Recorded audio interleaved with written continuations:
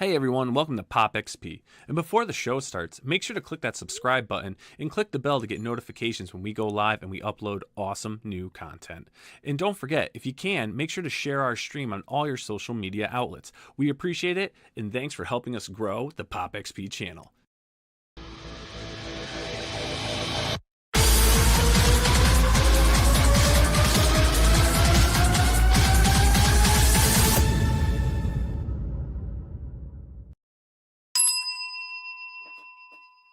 What's up, heroes?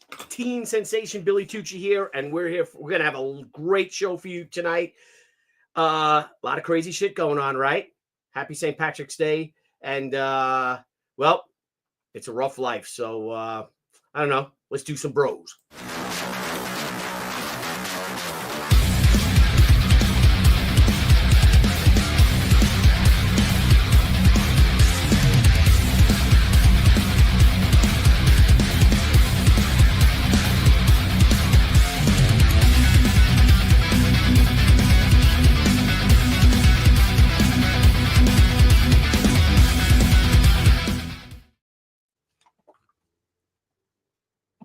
I like how Billy just like. I love how it's just like suddenly we're all there. We're like, what? And then there were five.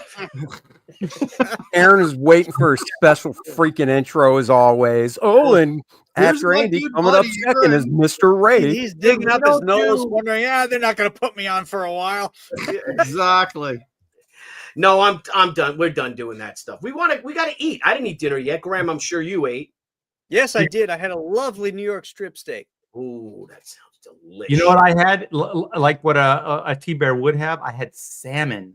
Oh, you caught like it. a bear, like a big old T-bear. You know, my wife won't eat salmon anymore because she saw something on Instagram where they say like there's worms in salmon, which apparently there are, but if you cook it, they die, so it's not a big deal. But she's like, I can't eat salmon anymore. I'm like, aren't most meats like that? Like, well, most fish have worms in them of some sort. Does have it. So please forgive my dog. That's once why again, you should Amazon. Eat more beef, people. Eat more beef.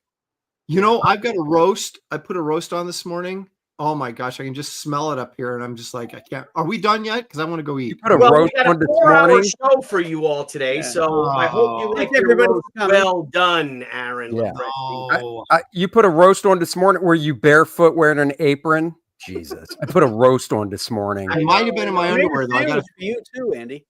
I'm glad we do have a feminine man on this show. Thanks, Aaron. You fill that slot. You mean you? I always thought Aaron was more like the Donna Reed type with his pearls and sitting. I love Donna Reed. Mrs. Cleaver. I love Donna Reed, man. Oh my God! I just saw her and They Were Expendable. John Ford film, 1945. She's really young in it. Oh yeah, she was. Smoke Show. Oh gosh, yeah. Remember she played. So she played in It's a Wonderful Life, of course. Yes, the doting wife, but in what is it? Not Best Years of Our Lives. From Here to Eternity, she played a hooker. Yeah, baby. Oh, that's right. I forgot about that. That was what year was that? 46. No, it was 40. No. Here to Eternity was in the 50s. Oh yeah, that woman got range. Right, Graham's right. What year was it? I want to say 53, 54. He's got range. 1953, 54 probably dresses That's like right. You're 100% so I believe it was in the early 50s. I'd say 53. It was 53. It was 53. And I think, isn't that the role he wanted? Because it was the best piece of ass I ever had, and I had him all over the world. Ava Gardner, is that why? Well, yeah, Ava Gardner helped get him that role. Yeah. So I want to say hello. We have 117 people watching. Among them, of course, is the great Marcus Killigrew. Jerry Roscoe, what's up, Jerry? Headless Bourgeoisie. Good to see you as always. Chris Thacker. Who doesn't love Chris Thacker? Everyone. Sean Allen. Aaron. Garden State, Chris. Be there. That's right. I love Chris Thacker. Come on now. Who doesn't? How can you not? How can you not? Scott Christy Jones. I like to name it. I'm Scott Christy Jones. Major Scott Christy Jones. I like that. That's a Star Trek name. Commander Scott Christy Jones. I think no, it's not. It is. Is it? It should be. No, but it should be. It should be. I'd like to know. Well, anyway, so we have some more people. Randy Howell, of course. Jay, good to see you. a bunch of you guys. Good to see you all. Let's Tired of reading. Tippy Tail McKitty. How would you say Tippy Tail McKitty, Graham? I would say Tippy Tail. I don't know how I'd say it. I don't know how Yeah. to say it. That does sound like a Star Trek name. Robert the Bruce, a good Scotsman. Good to see you. All right, guys. So welcome everybody to the Brofessionals. It's a rough life, and we're going to talk about that. Saint Ravage, good to see you. If you know, we are 5, and then there were 5, and we had, as Graham had said, well, time to rip the Band-Aid off. Oh, what'd you say? Yeah. In our meeting, we had a long meeting. things. Let's rip the Band-Aid off.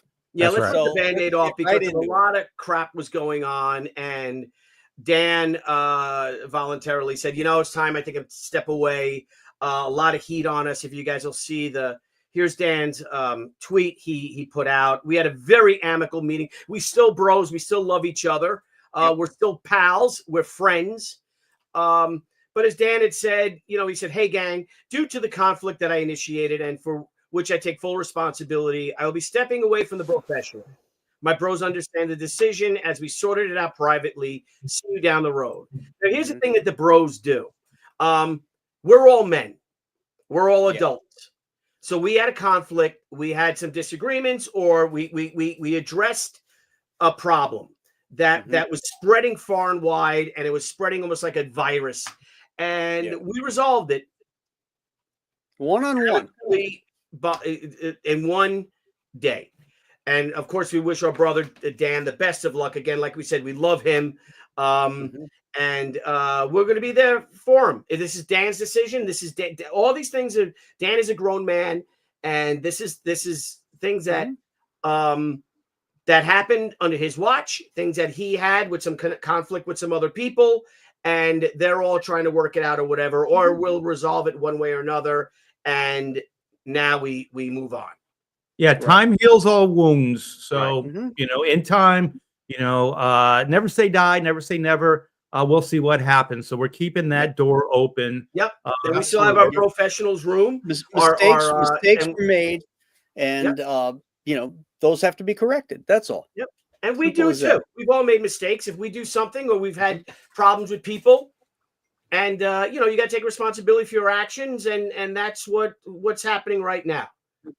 But he has our support, he has our love, and he's a bro. So that's right. This too shall pass, as they say. Indeed. So, like I said, it's a rough life. I thought something fun we'd cover today is comic book roughs. I love comic book roughs. I'm amazed by yours. I don't know why. You do like 4 layers of pencils. I think your roughs are good enough. I know they're like finished artwork. I know. Oh yeah. I could ink his roughs. I know. I'm like, Yeah. Art's like, here's my rough. What do you guys think? And I'm like, well, I'm still waiting to see the rough. All I'm seeing is like a finished page. Yeah. What the hell? Yeah. So if maybe we'll just go one round, right? We'll have a good time today. Show the roughs, and then we'll talk about some other things and talk about other artists and their roughs. Because remember, there was a time in comics when the inkers did they had such a Herculean task because, right, and correct me if I'm wrong here, the pencilers were doing like 2 pages a day. Jack Kirby, say John Buscema. Oh yeah. Right. You get guys like Tom Palmer, because when I was doing Heroes for Hire, Tom Palmer emailed me, or I was on the phone with him. Yes, before emails. It wasn't before emails, and he's like, "You're not giving you're doing too much work. You're not giving me anything to do. I feel like I'm just tracing over your stuff." I'm like, "Oh, what do you want me to do?" And he sent me John Buscema's roughs. Oh God, yeah. And I'm like, I don't know if I feel comfortable just doing this. Not because it's Tom Palmer. I know he would be able to do it. Yeah. I probably should have done it because I would have got a lot faster. Page rate would have done a lot quicker. My page rate. Yeah. I would have gotten a lot more work Your done. profit margin goes up. Yes, exactly. And I wish I had thought about that, but I hadn't. And before we share our own, what do you guys think about that? Have you seen Buscema's roughs and then Tom's incredible finishes? And something happened. Was it the image when the image guys exploded or something? That's absolutely what it was. Well, I think it was before that. I think it was when Jim Lee and those guys were blowing up on like X-Men and stuff is when the real tight penciling started. I mean, John Byrne, believe it or not, if you look at his pencils when he was on X-Men, those things were freaking tight. So you could trace it back to him as well. But yeah, Buscema, even when John Buscema was doing full pencils, you had to have an inker that knew what they were doing, you know? Yeah. Well, there was a period, there was a transition time in comics where it was, you did as many pages as you could because you're trying to get a paycheck and feed your family. Right. And then it sort of became, oh, now we're getting royalties and the competition is getting a little higher. Some newer artists are coming in. And so people their pencils started tightening up in sort of like, so you could show your editor, go, yeah, well, look how nice this is. Oh, yeah, well, look how nice this is. And then it sort of transitioned to this thing where you're doing super tight pencils. And half the time, they could have been shot without being inked because these guys' stuff is so tight. Well, it became about control. Like pencilers.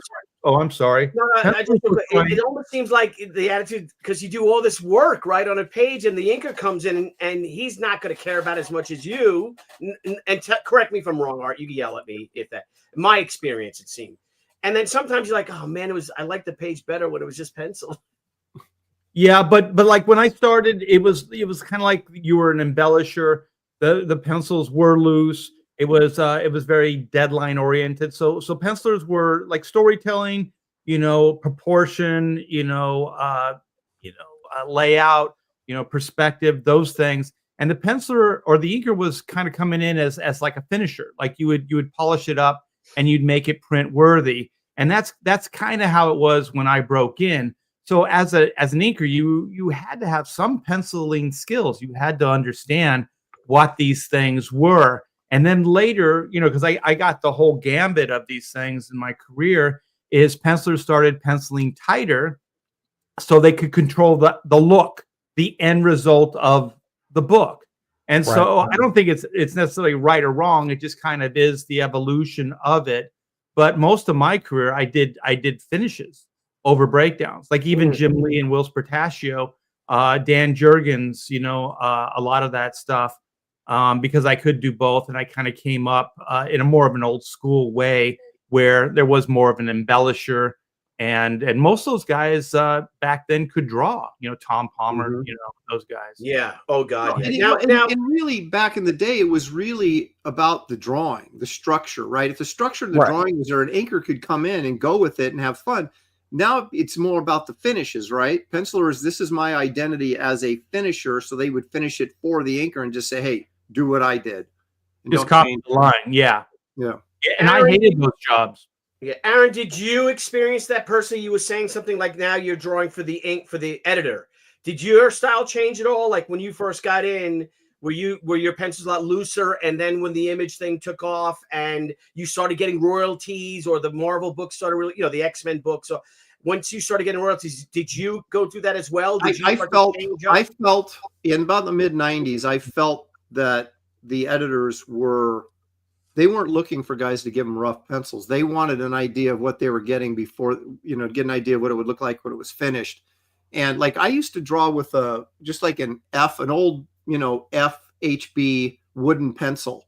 Right. Yeah, just the number 2 pencil, you mean the yellow? Right, exactly. Yeah. And then I started realizing that, it looked like probably something you'd get from in the 70s, right? And I was like, I got to tighten this up. So I got a mechanical pencil with a 0.03 lead, which is like really, really tiny. Wow, so I could really clean it up and make it really, really tight and try to add all that Jim Lee crap or whatever else you wanted to put on there, Art Adams, that type of thing, to be so editors would go, oh, that looks really cool. And then they'd give you the job. So yeah, I absolutely responded like that.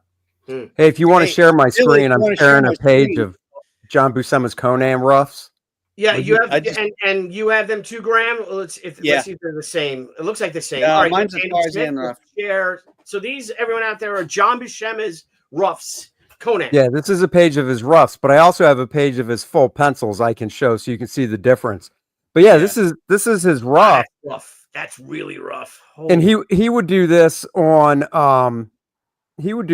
just 11 by 17, copy paper and then slap it on a light box. Yeah. to go to full Yeah, but pencil. if somebody else was thinking that, that's what would get turned in. I mean, he Yeah. doesn't even have the panel borders ruled, Right. you know. No, I mean, yeah. Okay, so and then you have example of this page, this same page as pencils, Andy? No, I have hold on. I just have full pencils. So I found these in a Google. So this is his full pencils that John Romita Sr. was going to ink for a romance job. So I mean, you can see the difference. I mean, and these are tight, but and I think Art can attest to this when I guess he's going to get something, whatever. But the point is, these are tight pencils, right? But they're not, oh, we can just print these tight pencils. They still need to be inked. And even if the 5 of us took a stab at inking these, they would all look different, but you could tell they were John Buscema in the end. Right. You know? And yeah, I own it. I have a page. I have one page of John's Conan roughs, but I didn't think enough to get it out, and I don't think I have a scan of it. So if you I mean, this to me is the sweet spot of what full pencils should look like, because there's enough room to play and interpret, and everything's there. Yeah. But let's be honest. John wasn't always happy with his inking either. I mean, some guys he really liked, and other guys he hated. Oh so you're all when you're this. I say this isn't loose, but when you're this, we'll just say loose for the sake of the argument here. You're going to get different interpretations. So that's, I think, why pencilers started getting more possessive of their work, right? Where John probably wasn't. And you get tighter and tighter to control what the final piece is going to look like. Let's break it down like this way, right? Aaron, let's say you ink this at one of these pages, but you did it with the tools you're using to ink Wraith of God now, just microns or whatever, right? Right. That would be a totally different look than if I inked it using what I'm using now, which is a 102 pen and a brush combination. Mm-hmm. And then Art is using, pens too, markers, whatever. But still, that would be a totally different look than what Aaron does. And Graham and I know you're not definitive. Even if the pencils are tight, there's still room for some interpretation with the talent. So I think good penciler inker teams are where there's chemistry, where one is an additive to the other. Here's some really roughs. If you guys want to see roughs. Yep. Hang on, buddy. Hang on. That's Gil Kane, right? No, there you go. This is Gil Kane. This is a cover for Master of Kung Fu. So, I could ink this. I think most of you guys could finish this off. Yeah. But this is definitely, a rough, a breakdown for the editor to okay the cover, which is basically what this is. Yeah. So, and some people, I do the same, as it doesn't feel right unless it's inked. So this is definitely inks over pencils, but this is an original Gil Kane. Wow. This isn't I know. In Art, I'm really shocked that you haven't put that specific one in the mail to me yet. We talked about this months ago. Oh, now I know why I haven't gotten it yet. You're still holding it. Here's some pencils. This is Gil Kane, Hawk and Dove. So I like the older guys because they would lay the stuff out actual size. Yeah. So I'm kind of from the Neil Adams school where I do thumbnails, sometimes literally thumbnails, and then I'll blow them up. And like you guys have already covered, I'll redraw them in the blown up, and then I'll probably redraw them again. But yeah, this is those are breakdowns. Those aren't full pencils. Yeah, those aren't pencils. Yeah. Well, somebody's inking this. Oh no. He's light boxing from this. Yeah. But if it was layouts for somebody, that's probably what they'd get. Yeah, these are still doing breakdowns, right? That's probably what you'd get and let the inker do the rest, right? Yeah. Yeah, not today's standards, but yeah, of old, definitely. Well, didn't you hear? Didn't let me take you off. Sorry, I'm looking for something to share later. Oh, you son of a bitch! You bastard! Look how how tight that is. Good look at you, you old son of a gun! You look at you. Outstanding art. I don't know why this is here. Well, let's share Graham. I don't know why that is like that. Hang on, it's weird. What? Weird? Okay, just the layout. It was almost like StreamYard was sharing something. Oh, But that's new. It's a wanna- new StreamYard. It's a new StreamYard thing. They're Yeah. just they You they have make to these bump tweaks. one. Yeah, you have to bump one to get the other one on. Mm. So you can't have multiples Now, going. wasn't it Billy, share the Tarzan page. Yes, sir. Hang on. Here we go. Come Do on, it. I want to dude, see do this. I it. love Tart. Oh, Man. Yeah. Look at that. You know, wait, is this one of that the you reasons found we online found- or you own? No, I got it off the internet. Okay. One of the reasons Buscema did this was because he was more valuable to Marvel doing this kind of stuff because they had so many inkers that could do finishes because everything is there, but Mhm. the camera angles and the and the layout and everything is so tight or so solid that a really good inker could go over there and put all the detail in basically, but the structure is there, the foundation of everything is right there, and he could bang these things out like crazy. So it was good for Marvel, you know, to have a John Buscema story, even though this is about as far as he went with it. Right. And it was good for Buscema because he could bang these things out at a page rate. Mhm. And didn't And good for the John have a- deadline. The deadline would be met, and you could go on to the next job because we're all old enough to remember that was always the bottom line. The Right. next job. The next job. Yeah. Making that deadline. Get Yeah. it done. Now, didn't John also have in a contract that he had to get paid his page rate equal the highest page rate Marvel was paying someone? $1 more than the highest page rate. $1 more. So that's Yeah. why he didn't care. He's still getting paid. So when Boy. John Byrne was riding high, it was irking the shit out of him to know that Buscema was getting $1 more than him for everything. Well, as you said, there was dozens of artists at the time that could do that. Inkers that were guys were inking, and I was told this by an editor. It seemed though, in the late '80s, maybe right. And guys tell me, a lot of the people that became inkers, they basically became inkers because they weren't good enough to become pencilers. Mhm. Yeah. Is that Well, right? Mike Mignola started off as an inker. Will Spertasio started off as an inker. Mm. You know, yeah. So it's not A lot of always. guys- a lot of guys don't like the work because remember, there's you have to take words off a page, break it down. You have to be a film director. You've got to be an actor. You've got to do all these things. As an inker, all you're worried about is the finished product. What can I embellish here, make this look Mhm. cooler? But you don't have to worry about all the storytelling and all that other stuff. Right. A lot of guys just don't want that much burden on them. They'd rather Right. just kind of breeze along and ink stuff. Not that, you know, I'm not trying to diminish the art of inking. I'm just saying that it has less mental hang-ups than Well, there's less commitment. Like, so Yeah. I started off as an inker and a penciler on the same day. So I did both right out of the shoot there. And the thing is, it is the time commitment with penciling. And for me, it was harder for me to remove myself emotionally because I would get so into the story and I would just want, you know, everything. And so that would always take time to try to find the nuance in the character and, you know, the storytelling, the proper angles to get the right emotions and all those things always took time. And I found myself, it was harder for me to remove myself and be professional in that process than inking. Like inking, I could remove myself from it. I didn't feel as connected to it as I did as a penciler. So it was, for me, it was a time thing. I could double my output as an inker and I needed to pay rent. You know what I mean? I needed to live.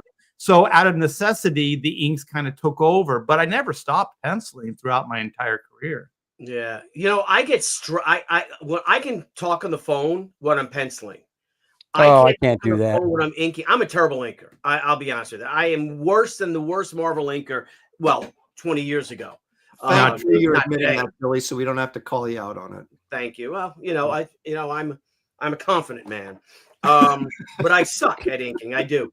But because it's so final, you know? Yeah. Right? It's just so Right. final. Now, if I'm doing a war or something more scratchy, you know, or Sergeant Rock or something, then I feel comfortable inking. But like women and stuff, if you fuck up an eye, right? Oh, You ever yeah. do the spatch eye, you get that sucker and like, oh, Yep. That's why God created whiteout, Billy. Yeah. Just saying. Well, the thing is, this is the way I explain it. And it took me years to figure this out. Okay. Writing is a process. Penciling is a process. It's writing something and then not being happy with it, editing it, changing it, doing it. Penciling, there's an eraser, right? There's drawing, erasing, drawing, erasing. Inking is a performance. Once it's done, it's done. There's no really going back on it. I know Aaron said whiteout, but a true professional, I remember working with Scott Williams Scott Williams, and they said, we don't use whiteout. Like if another professional looks at your job and sees whiteout to correct something, they look down on it. If it's for effects, that's different. But if it's actually fixing something or editing something, then it's kind of looked down upon. At least we did, because we were snobs. Oh, wow. No, I never. Wait a minute. But what if it was a penciler inker, say like me? Would you still look down on me, or do you expect me to have whiteout on there? Yeah, it's the process. It's the process. I mean, when you're penciling, because I would also think that maybe, you're got looser pencils. You might be doing a lot of the drawing in the ink. So Yes, Right. definitely. I wouldn't think that way. Yeah. Okay. Thank you, Art. I feel better now. Yeah. Yeah. I got some super chats. I'm going to read it, but also my buddy Robert Fraga, Dan's brother, says, fellas, I realize this whole thing is a huge mess and did get out of control very quickly. I do want to thank you for understanding the professionalism towards Dan during this matter. Thank you, Yeah, that's Robert. Dan's Of decision, course. and we're going to respect and not to make him feel uncomfortable. And Dan, I guess Dan's primary concerns was to make other people uncomfortable when we're out there. Well, it was He a didn't want- mutual decision. We all discussed things, and we all Right. came to the same agreement that and that's what men do. When you have disagreements and stuff, you come to a solution, and then you deal with it. But Yeah. I just think Dan. I think the world of Dan. Yep. Mhm. And I think what we also all think is that this is a time in comics. It's almost like the industry is a rudderless ship right now, right? It needs leaders. It needs positivity. Someone like Brian Pulido, right? Brian's almost like the 21st century Stan Lee. He's always going at it. He's always promoting his stuff, and he's hitting $500,000 campaigns 5-6 times a year on Kickstarters. That he brings those fans in. We got to start bringing more fans in. We have to start making this, and that's what I love about CG. I love that to take control of this and be leaders. But So do you hear that, you guys? Give this video a thumbs up. Tweet this sucker out. If you haven't subscribe to Pop XP and all of our channels. We all have YouTube channels. So yeah, support this stuff. If you Tell like your friends. Yes, tell You know what I was listening to the other day? yeah, well, this is fun. I love this because I learn something every day during Bros, and every Brofessionals, I learn a lot, and I bullshit my way through half of it. Oh, we know. You're not supposed to tell them that, Billy. Oh, We know sorry. that. Well, when I'm showing all my art and stuff, and I'm like, yeah, Not a secret. Well, do you real want to quick. read your? Oh, because I was after your super chats. I just shared. I've got a whole issue of Joe Kubert rough layouts for Tarzan Oh, nice. that All I right. can show some of. Yep. I just want to thank you, StealthX, for a $5 for a $2 super chat. Say hello, everyone. hello. Hello. Look at this. Oh my God. Scott Christie Jones, Major Scott Christie Jones, £2 wants to know: Does Nolan have Irish citizenship, or is he plastic? Plastic. No, I'm American. He's My American. grandfather left, or my great grandfather left for a reason. So we So became wait, American. what am I missing with the? Or is he plastic? I don't get it. I don't know. I don't know what that means either. But Is he's that sounds like like a a clam. citizenship card? Is that like a green Like card? he's Or something? look, it looks like he looks like he's standing in front of 10 Dowling Street, Yeah. which is the He's probably in Ireland, maybe, because Oh, well, that's where the prime minister stays right there. 10 where- down. Are you saying Downing that Street, Scott yeah. Christie Jones is the prime minister? No, Scott Christie Jones is Major Scott Christie Jones of the RAF, the last surviving pilot of the Battle of Britain. Yeah, well, what you guys don't see is there's a little smoke coming off, like out of frame, and it's a steaming pile of poop. Oh, Lord. Wow. He's leaving on the stoop, and he took a picture, and now he's Oh my gosh. done for it. Okay, Nomad Damon. Nomad Damon. It's Nomadaman. Nomadadon? Nomadaman. No, what? Nomadaman. God bless you. Nomadaman. Nomadaman. Thank you for the $5 super chat. Hail Bros. Do you usually draw roughs page by page, scene by scene? Have you ever roughed an entire book job before actually starting the pencils? I did volume 2 of Black and White that way. I laid out the entire book. Oh, a lot of guys do that because they want to know where they're going. I was a disaster when I was working in mainstream. I didn't do layouts. I did them on the page, and I didn't even read the script. I would just start on page 1 and start going through, and I got myself in so much trouble so many times for doing that. On Wraith of God, I know what the script is because I wrote it, and but I still do it page by page. I don't do layouts for the entire issue. I'm too impatient. It's like I want to get finished pencils done, so I'll do a layout and then I'll do a finished page. I'll do a layout, finished page. agreed. Wait. So, well, I'll go through mine, but I have let me just ask this question. So, wait, Aaron, you said you'll do a layout, pencil, but you finish the whole page in ink and then move on to the next one. Yeah. I finished the entire page, 2 inks, and then I'll do the next one. Yeah. Yeah. I mean, that's what I do. I do page by page. Not once in my career have I laid out an entire book at once. I'm too scattered. I need to just focus on one at a time. But unlike Aaron, when I was working in the mainstream, I did read the entire script, and I would read it 1 or 2 times. I was always surprised at the ending. I was always surprised at the ending. I could not, Aaron, I could not work that way. Yeah. There's no way I could do that. In the mainstream, I would lay out half the book and then do the pencils, then lay out the second half and do the pencils. But when I'm doing everything, penciling and inking, I do it in 5-page increments. I lay out 5 pages, I pencil those 5 pages, and then I ink those 5 pages. Then I go and lay out the next 5 pages, and I do it in 5-page batches. Yeah. So how long does it take you to lay out 5 pages? An hour. Just Graham, how long does it take you to lay out 5 pages? 5 pages. It depends on the complexity of it, and how much I have in the plot that I'm working on. A lot of times, like if I get to the part where I go 5 pages of action, right. in my plot. Now I've got to think about it more. Sure. Yeah. So that takes longer than if I have dialogue and sequences happening. That's it's easier to do and sure. do faster. Yeah. Now how you were saying 5-page increments. Like for me, it's like a scene. So I don't like to break a scene. Because also, like Aaron, don't you get into a situation where if you haven't read it, there's maybe something you haven't established in those earlier pages, and then all of a sudden you have to add that and go back.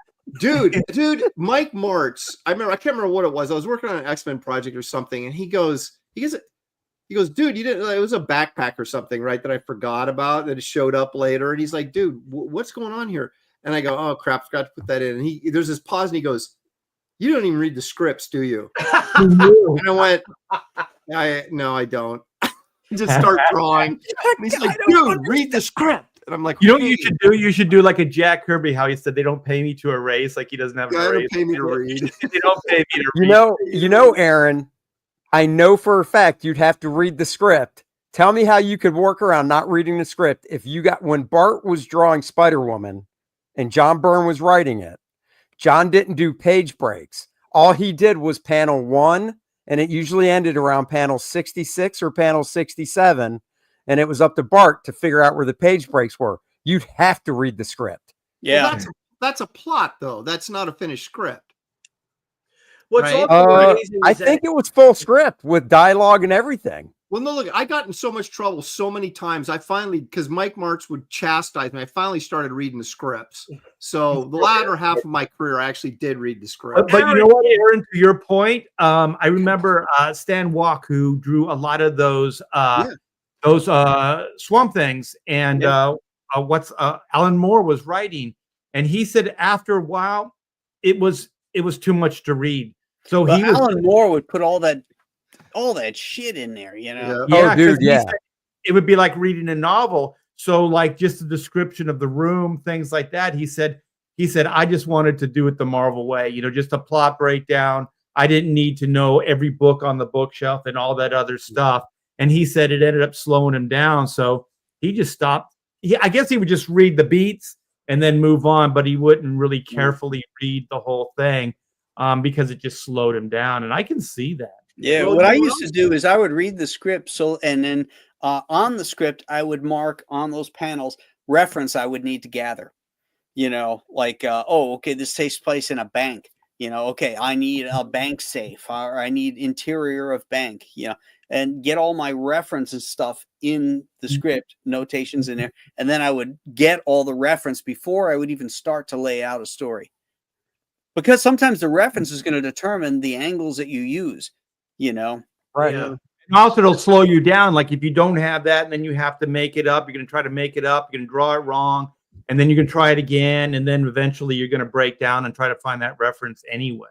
It completely slows me down. Like if it's something I can't fake, or I can't imagine, I'm like, I'm like, it really just puts the brakes on until I can find the reference I need. I know. I hate that. That's why I don't look for reference. I just make crap up. You beat me to it. I was literally about to say right now, Aaron's going, what is this reference you speak of? If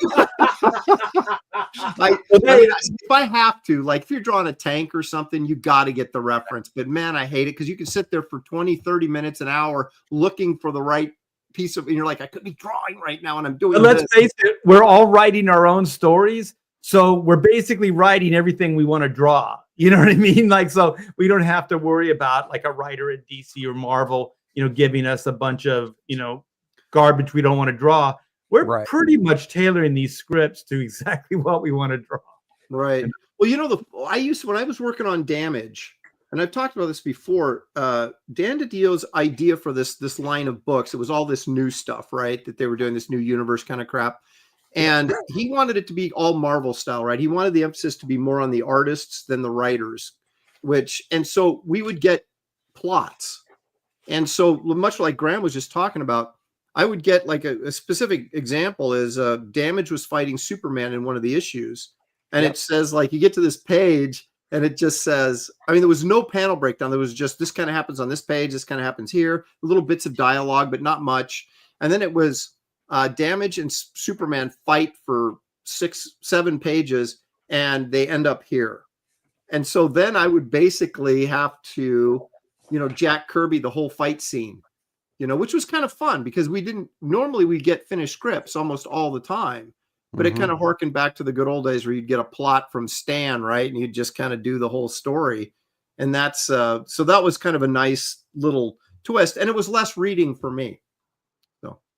Yeah. No, dude, I'm right there with you. When I would get a script from a writer, and I never worked with Alan Moore, but there are writers that are just as verbose when it comes to writing, the script. I'm just like, oh my God, seriously? I could redline through and knock it all down to it's like, this is the essential part I need to know. I don't need to know all this other little garbage like 20 below zero. Just say it's cold. Whatever. But how Graham was saying he takes a marker to the script. When I get a script, I would do kind of what you're talking about, Andy, where I would take a highlighter and I'd either underline it or go through, and that would always be the key beats in the panel. So I would know, like, if I just looked at the page real quick, I could just see the highlights and know panel 1, panel 2, panel 3, panel 4. Because let's face it, we were getting paid per page. It comes down to minutes, hours, when you're working against the deadline. So any way you can cut some of that time down, you do, because it is kind of survival. It's a marathon. It's never done. The race is never done. And the faster you can run it, you can go on to the next race kind of thing. Yeah. All right, Andy Smith, you're showing something. Before we go into it, you want to show these Thibert pages? We'll show those real quick. Yeah, that's fine. So these are roughs that Joe did at this point of Tarzan. He wasn't drawing it. He was just writing and editing it. So these are the roughs that he would do to hand off to, I think he was working with some Filipino guys at the time. Yep. Frankie Reyes, I think, was one of them. Yeah. And, but still, and these are just on 8.5 by 11 paper. And you can even see, they don't even take up the full 8.5 by 11. Yeah. Wow, that. Is that bottom panel black, supposedly, I guess? Or No, it's Right, this is credits. page 1, so it's like the indicia. Oh, the indicia, yeah. Yeah. Oh, okay. Page 2, 3 small, but the rest of them are. So I mean, I just love this stuff. These Yeah. are gorgeous, man. These are really good. Yeah. No, It's all there. these weren't used as breakdowns. They weren't inking these. This is just his like scripting, storytelling, saying here, do it So like this. I bought I own all of Joe's Tarzan run. Well, I own the whole DC run. Doesn't matter if Joe drew it or not. So with this issue, if you look at these side by side with the issue, I mean, it looks like the artist just blew these up and traced them off. So you'll see the proportions of Joe's figures in the guy's finish as well. Mhm. You know, now stuff that's looser, you could definitely tell, you know, more of the guy's work, like the second panel with that tall panel, the second one with Tarzan walking. Yeah. I mean, you know, that's supposed to be a crowd of figures, so obviously, you know, the other artists did a ton of work there. But I mean, look at that Tarzan face in the last panel. If you look at the book that came out, it's pretty much that guy's inking style over that face. You know what I mean? Yeah. Now, was there a finisher to this and then an inker, or did the inker finish this? Do you know? No. The guy that got credit for it was credited as the, you know, penciler, just the artist. Okay, He that's the pencil and art, inked okay. it. Very interesting. Because this is, you know, this is basically Joe's writing. I don't think there was an actual script that Joe sent to the guy. I mean, you wouldn't need it. That would be a cool niche if you're the collector of all these breakdowns and thumbnails and roughs. Right. Oh. Guy. It probably would cost you next to nothing to get these from them, you know? Mm-hmm. And then Look have at your, that. here's your portfolio of all these books. Could be a nice little niche for a fellow collector. Yeah, I guess These are nice. back then, because this was the 70s, he would have literally had to have mailed these to the guy. There was no Yeah. other way, right? Yeah. Yeah. There's no fax machine yet. So, How about see, that? I mean, this is just such great storytelling, and it's so clear, even with how rough. I love the middle panel. If you can see them, you can't see it, but the middle panel in the bottom tier with the foot in the foreground framing Tarzan as well. Yeah. Yeah. Man, just so good. So good. That's why he's one of the greats. And you know this is a 17-page story. What was this? This is probably like a day. Oh my God. Joe he's probably done at lunch. Yeah. Yeah, he's not working with a mechanical pencil here, I'll tell you that. No, he's Oh, using no. the edge No. of his pencil. He's just Yeah. Is Well, it like He would a look at beam Aaron or something? Lopresti's .03 mechanical pencil, throw it right in the garbage, and go, "Give me a big they blunt kept- piece of they keep lead." breaking off every 5 seconds. He's probably using a number 2 school pencil. I mean, look at it. Well, I Well, don't you use know- it anymore except for faces because I'm like inking my own stuff. So I do looser pencils now than, tighten it up when I'm inking. I love I remember when I met wrinkles. Mike Zeck back, 30 some years ago. And, you always had that question. I was just in the business. I'm like, "Oh, what type of pencil do you use to draw?" And he goes, "I just go to Office Max or whatever, and I buy a box of number 2 pencils." Mm. He's like, "That's all you need?" I'm like, "Oh, sweet." Yeah. Ain't that so? So, My goodness. yeah, there's only a few pages left. Let's see how the story ends. Yeah.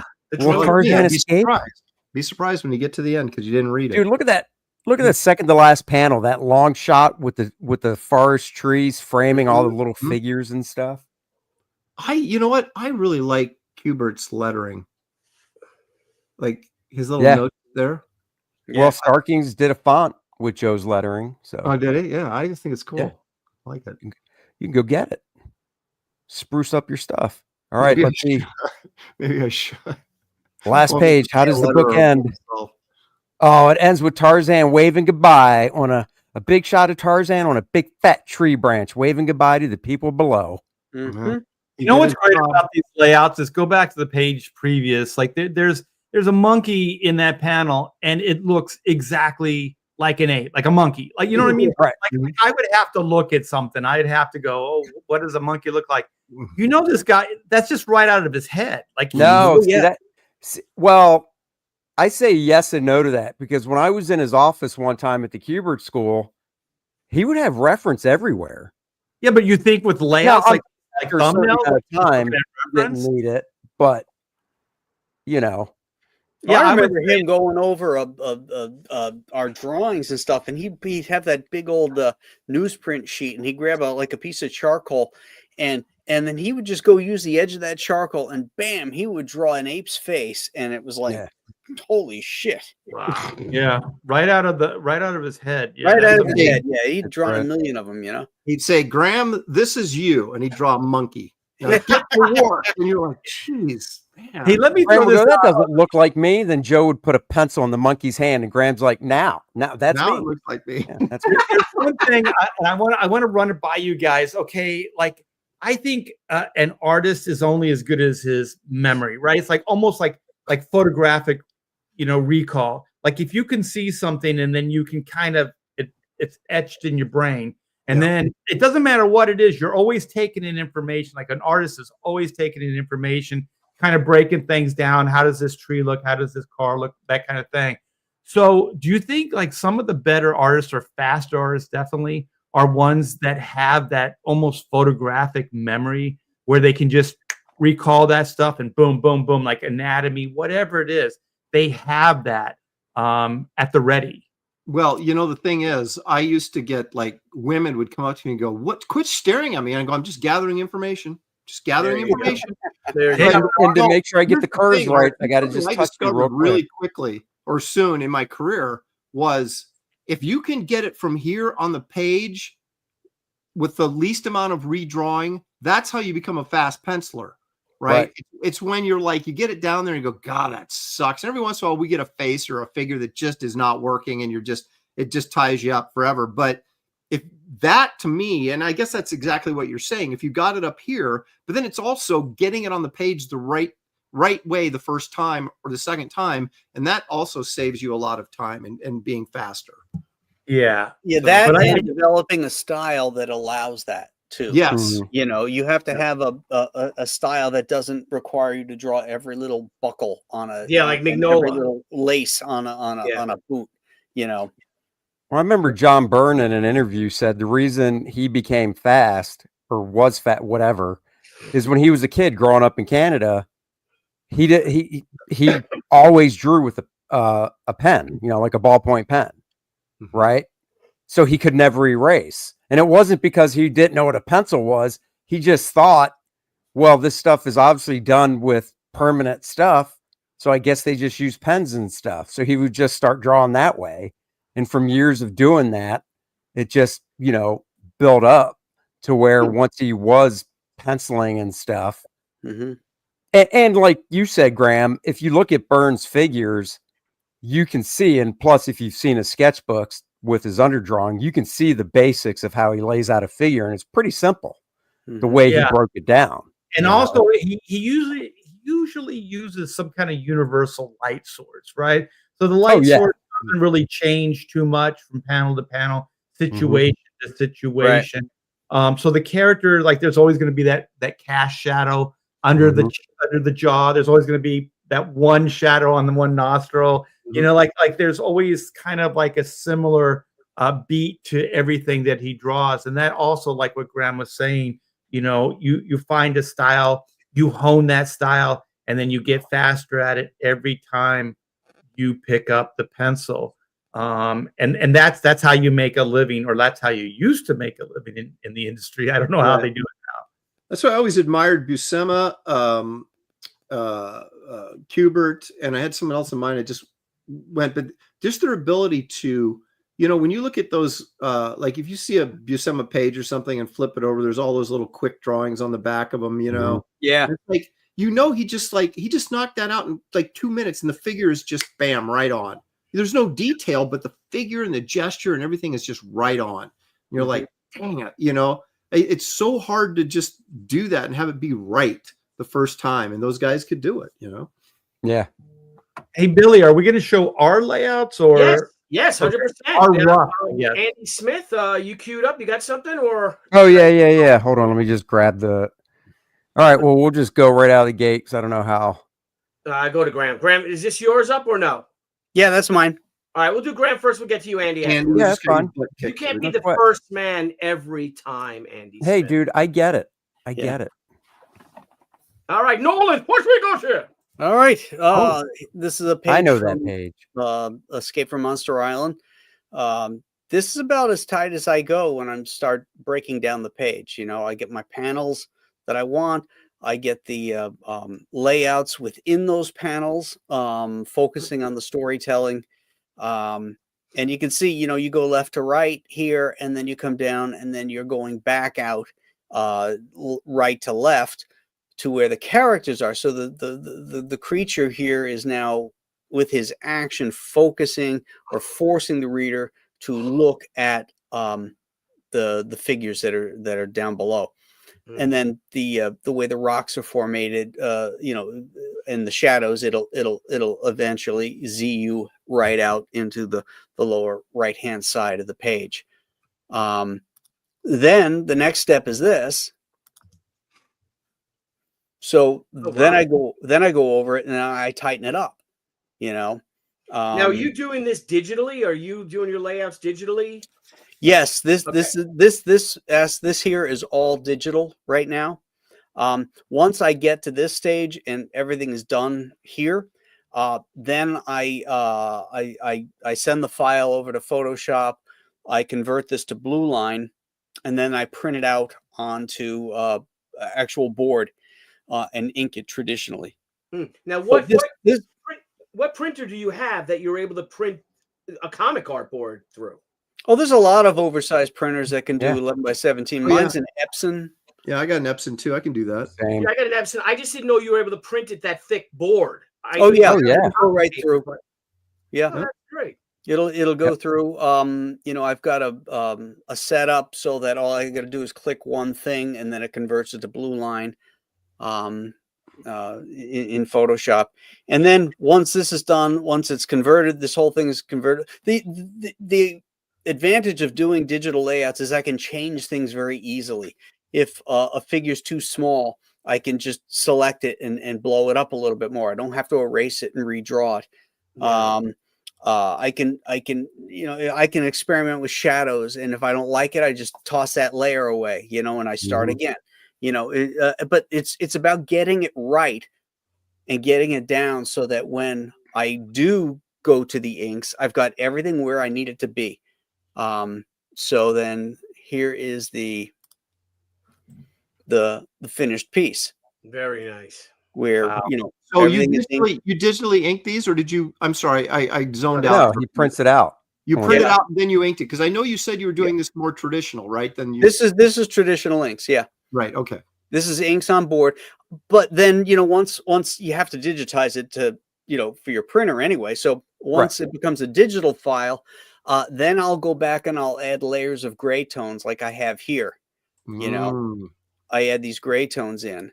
That helps the colors define shapes and forms. This whiteout streaking here, rather than using whiteout, I'll do this digitally and just, you know, just use like a charcoal brush with white ink and just bust that open like that. So it's just faster to do it that way. But, you know, the original artwork is still, you know, inked traditionally. Just some of the finishes have been touched up, like the gray tones and some whiteout stuff. This is the art nerd in me. I love the background in the last panel. So the right to the left of the creature's head, the rock textures and all that stuff you got going on, different line work, different directions of the lines and stuff. I love that stuff because it's so organic. Yeah. And it's funny, that area has a real kind of like Walt Simonsy type feel to it that is just so freaking cool.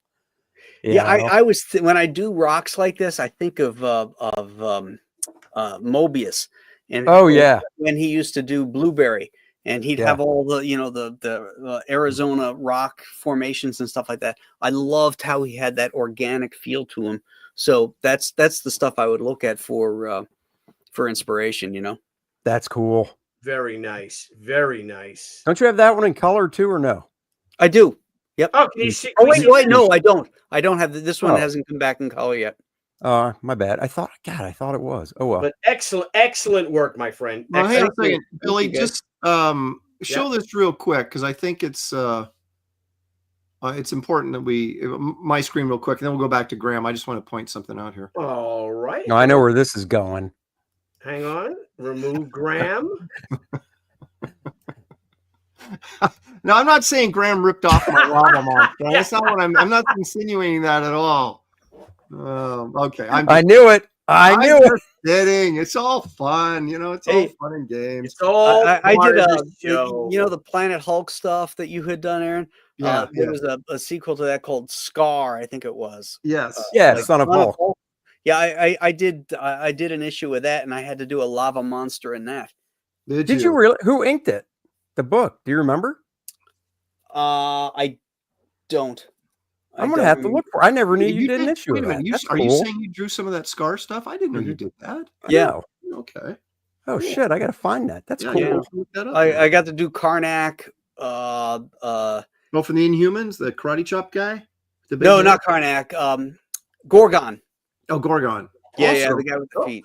Well, speaking of Gorgon, geez. Hey, so when somebody like Aaron, you just showed your lava monster, it was a friendly jab. That's what we do here in the Bros. Yeah. From now on, when we do that, should we say that person? So Graham is an example, pulled a Jimmy, or no? Is that not?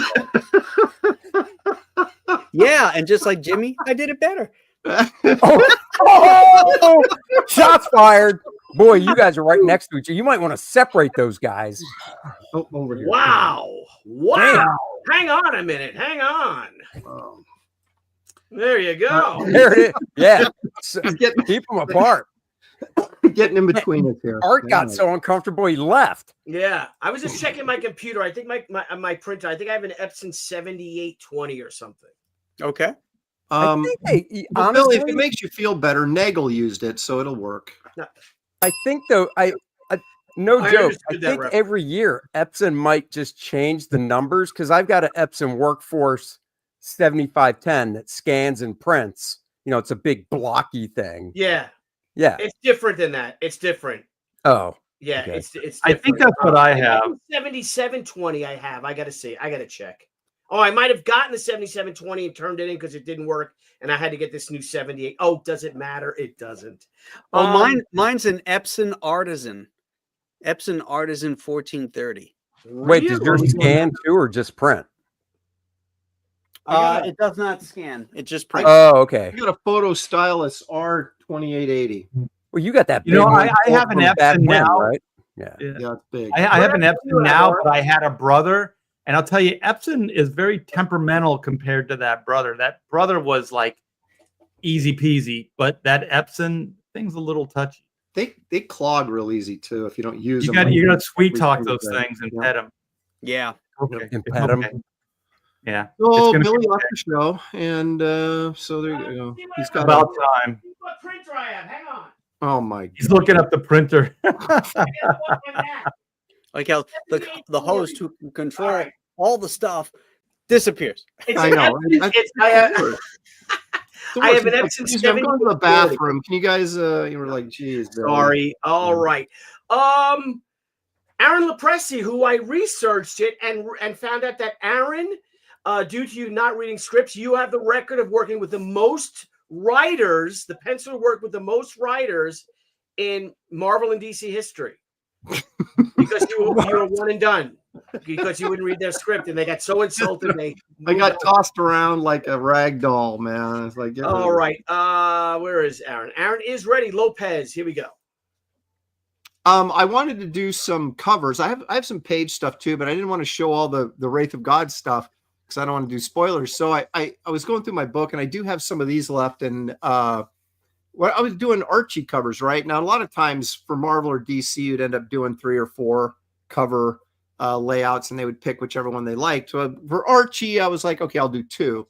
And so this is about, and I would do more work on a cover layout, obviously, than I would on a page layout. Sure.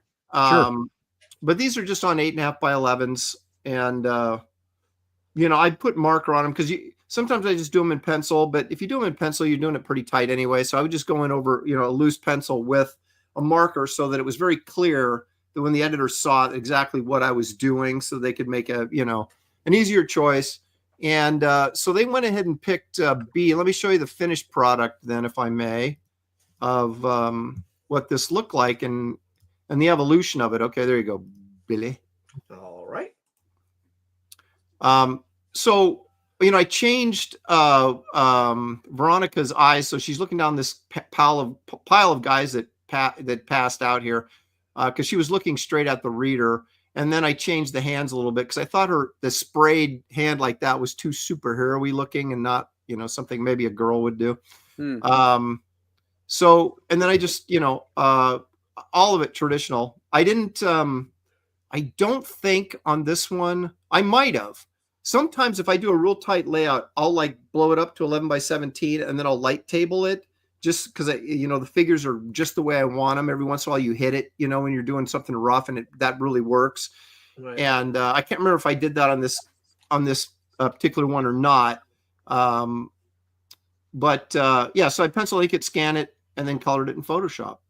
And so that's kind of let me show you guys just something about who's the brunette in the back, Veronica.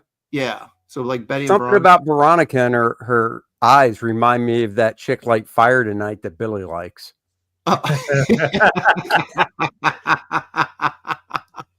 It's pretty good. Who's the redhead? Is that Cheryl Blossom? Yep. Okay. Now speaking of JC Vaughn, which we were backstage, I have so I did a price guide, and they I think appropriately he asked me to do the easy reader price guide, the one that's like super big for guys that can't read because their eyes are bad. Yeah, the big. It's called the big one. Yeah, the big. And wait, that book is literally the exact as the same as the regular price guide, just bigger. Yes, dude, a lot bigger. Got a spiral or yeah. Oh, I didn't know that. I thought it was different. Big. It's huge. And it's such a nice, easy reader, though. But anyway, so make me big. Hang on, Aaron. Hang on, Aaron Lopresti. Hang on. Okay. So I ended up doing this Phantom Lady because we had to do something that was Public domain, copyright free, right, in public domain. That's what I'm trying to say. So I thought, well, I'll do Phantom Lady because people dig that, right? So this was kind of the what the my layout was to kind of get approval. And then here's what the finished piece looks like. Let me share this real quick. There it is with all the trade dress and everything on it. Billy, you can go ahead and all right. Hang on. Pop that up. Boom. So what the hell's that a cover to next to it? Oh, it was some indie comic that. What the hell? My God, he sounded like mad. No, I was just curious because it looked cool, but I never seen it before. Why would you? No, it was Mike Martz when he left Marvel and joined that like independent company for you did something for him, Graham, didn't you? Yeah, the Space Girls thing. Oh, Aftershock, right? Aftershock, yeah. Girls of Dimension 13. Yeah. That's what that other one was. Around Aftershock. Yeah. No. So anyway, this is then it sort of evolves a little bit, right? Maybe you tighten up the figure, you change the pose a little bit so that it, you're more happy with it, and then, so it depends. Sometimes I will do a layout just like an interior page layout. In fact, while let me just show you guys one more thing, and then I will cede to Andy. Art's next. You colored this too, right? Yeah. That's nice. You should color Wraith of God. I want all the money, baby. Well, coloring one thing is, coloring 64 pages. Keep whining. Okay, a lot of times, let's see. Okay, now look at this. I don't even know what this is for. Oh, it's X-Men. Okay. Like this one, it's kind of boring here, right? This one. Oh, yeah. Just kind of, it almost looks like a page from How to Draw Comics the Marvel Way. It's kind of dull. But a lot of times I will do layouts like this just so that I understand what the content of each panel is going to be. And then once I get a clear shot of that, then I will go in and change this and make certain panels bigger than others, or maybe change the angle a little bit. Like maybe this one down here, that's too boring. Maybe I want a low angle shot here. But once I can visualize it and understand the storytelling that I'm doing on the page, then I will go in after the layout a lot of times and then juice it up. But I need this page here to visualize what I'm trying to do, and then I can change it from there. I've done that. Aaron, I've done that before, except I just keep them thumbnail size. I don't do them that big, but Well, 8.5 by 11, you know. Yeah. but Keith Aaron- Giffen, that's the beauty of working with Keith Giffen is Keith Giffen gives you what you basically just showed, Mhm. because all of Keith Giffen's writing were layouts, and they were all, Keith's the Jack Kirby type guy, so they were all 6-panel grids or 4-panel grids, 9-panel grids. But Keith Right. always said to every artist, don't stick to it. Do whatever you want. He's like, if you want to stick to it, go ahead. But Right. him and the editors were always like, no, do whatever you want. Change it up. It's just the basic storytelling, so you know what you're supposed to do. Because that's Right. how he Keith wrote. Giffen did it because he didn't write. Right. He drew the story versus writing Right. the story out. Right. Yeah. And so wait a minute. So he would give you a book that's done. That's all the roughs of it. Would it have dialogue balloons like we saw with Cubert's? Did it have word balloons and stuff? And No. oh, and then he'd Not marble necessarily. away it himself, and then he just once he got your pencils, or If he wrote it, he would. But like on Justice League, J.M. DeMatteis did the actual scripting. So once you penciled it, or whoever did, he would send them over. You'd send them to DeMatteis, and he would script it like the Marvel way. hey, Aaron, your rough that you just showed, the Mhm. interior roughs. How long did it take you to do those? 20 minutes. 20 minutes. Then how long would it take you to do your page, a fully penciled page? Well, are you talking about like the DC days and Marvel days? Yeah. I would do a page generally between 6 and 8 hours. Is that over just one day? You'd be Yeah. sit down at the board, eat lunch, and then finish it by the end of the day. Yes. Okay, It was what's it like today? absolutely a must. There was never a week where I was like, and unless I had a double page spread, right? Because those you end up redrawing several times because there's so much pressure on it. It means something. So you go, oh, that blows. I got to start over. Or even a splash page sometimes I would be on it for 2 days because I'd redraw it or fix stuff or change stuff.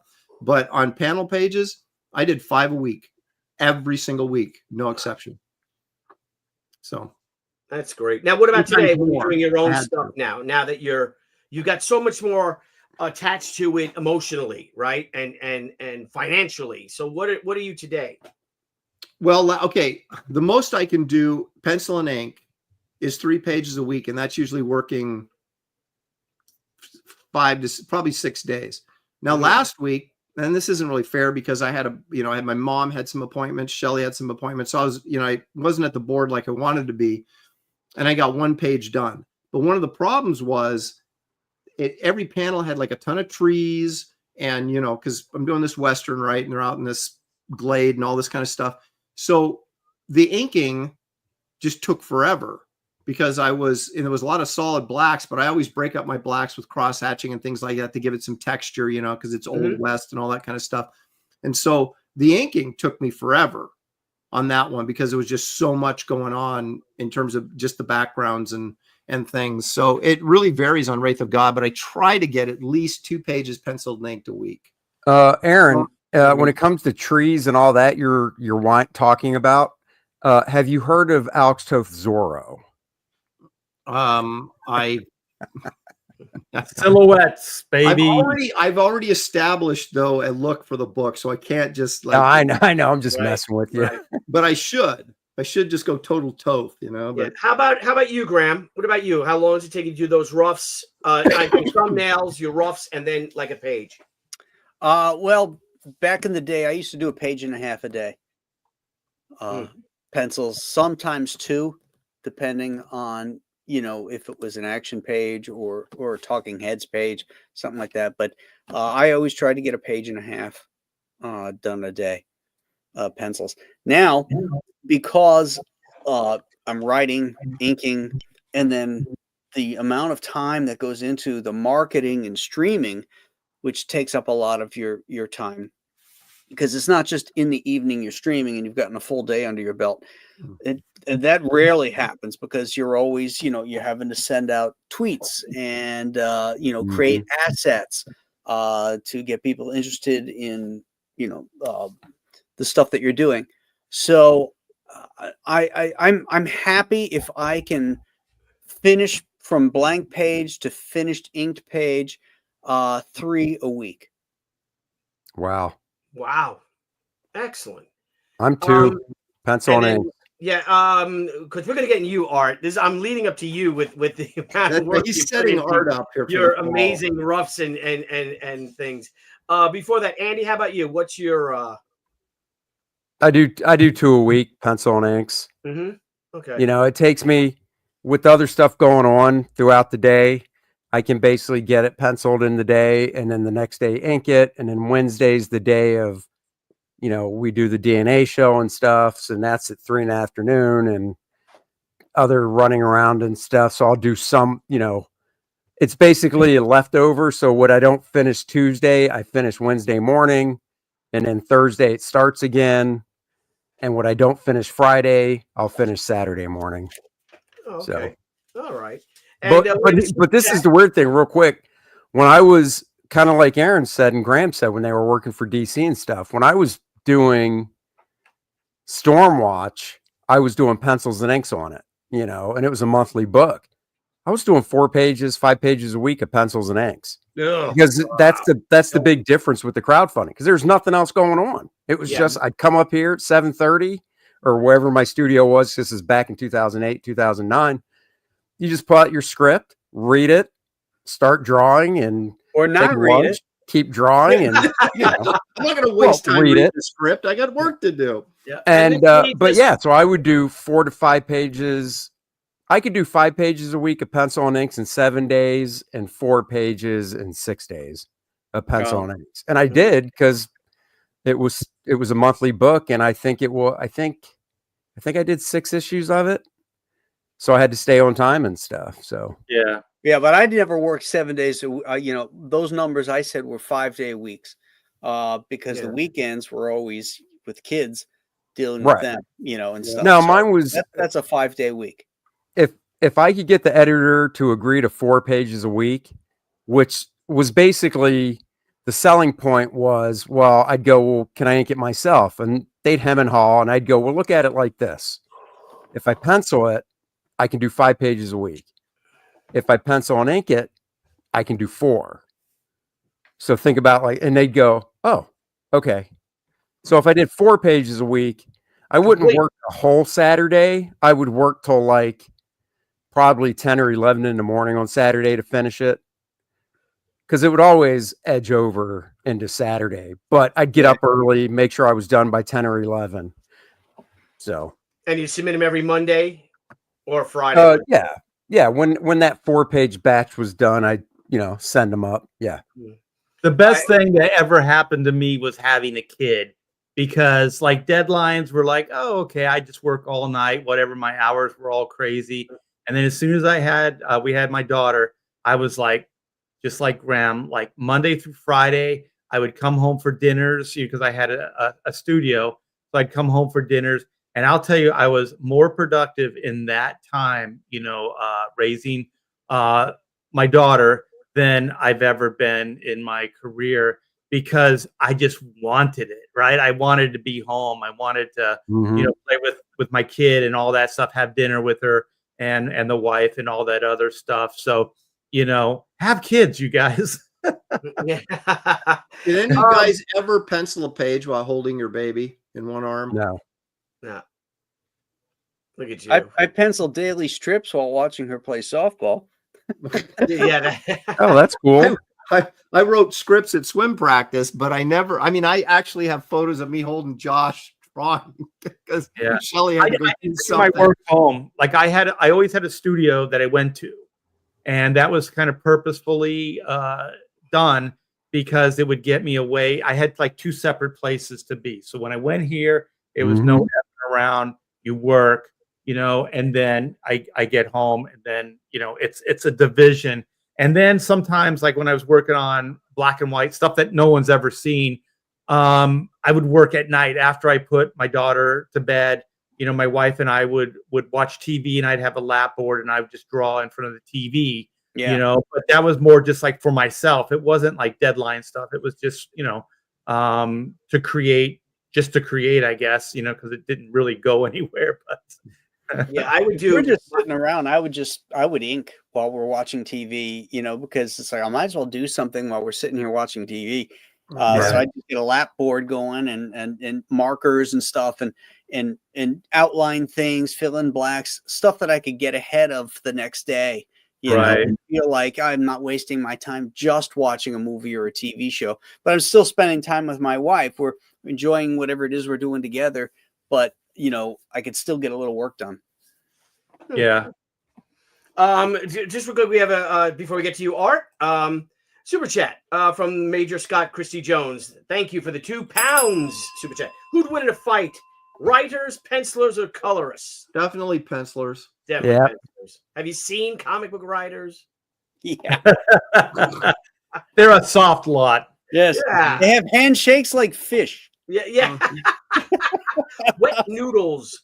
Wet noodles all. Okay. We're leading up to you, Mr. RT Bear. You effing psychopath. I'm a psychopath. Well, here you go. Let me Let's see. share a page. I think this is it. Anything, Art? I think. Do you see it now? Now I see it. I was about to skip over to Andy Smith. No, I'm ready. All right, guys, I'm gonna go. Let's go full screen on Aaron because he's so rude to leave. Because I would never do that. And let's just do this and let's just wait for him.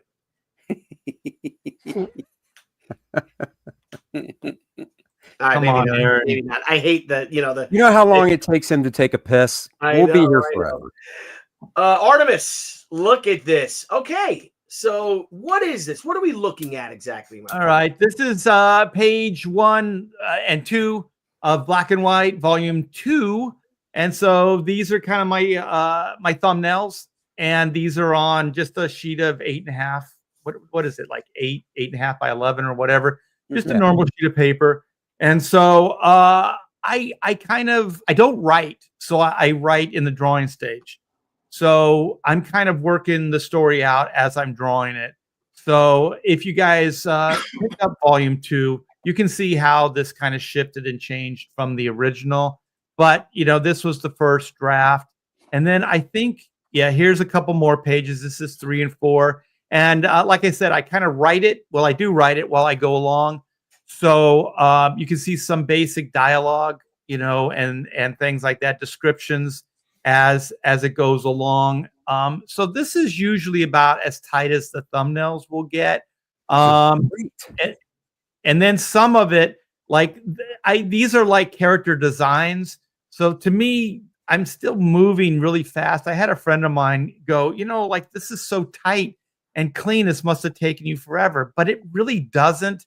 I think it's just the craft, you know, you're kind of used to doing it. So the precision's always there, even though, you know, you're moving pretty fast. So, so this is the new character design for Black and White Volume 3. So this is White and her new battle armor. And so then I got a few others. So I got like, this is kind of like the new helmet design. And then this is a tighter version. Like you guys would look at this and go, well, this is really tight. To me, it's like, it's not book quality. You know, it's still fast marker work. That is. I know. But not to me. It's not. Are you, Art, I got to ask you something now. Are you like intimidated? Do you feel like you're not a good penciler? Like, are you kind of nervous about going and finishing these? Because this I thank you. I think since I was a kid, when I read comics and then, you know, you start drawing as a kid, I did everything. Like I would draw it, ink it, color it, and then I would put the dialogue and the balloons in as well. So I always did all of the stuff, you know, coming up. So it always feels wrong if it doesn't have ink on it. And also I feel like that's definitive, like comic book art, right? Comic book art has ink. So it never quite feels like comic book art if I don't ink it. So I usually ink on some level. Like this is another design. So this is a little looser.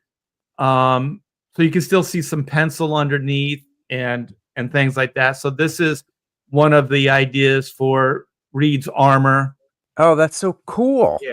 So this is Dude, for you, right? You don't have a book of your roughs on the campaign as something you can add on? No. You crazy bastard. I would have definitely bought it.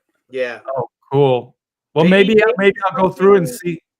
Maybe it's something you I can love do this in stuff. the closing, week. You add another rough book or something, like just the roughs. Yeah, base it on the show here.